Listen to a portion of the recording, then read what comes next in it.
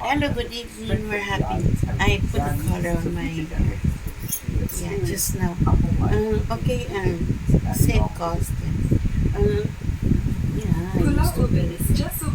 Yeah, we are having our family dinner at the Blackford overlook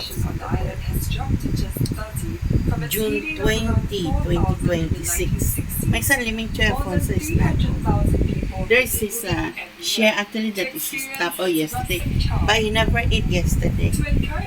So I serve again. I don't know if he will come home.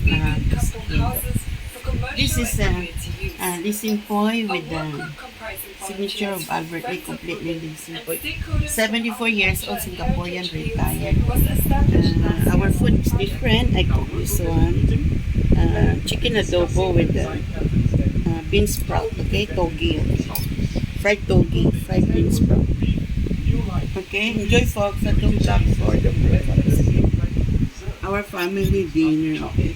Enjoy Singapore, June 2026. Enjoy Singapore.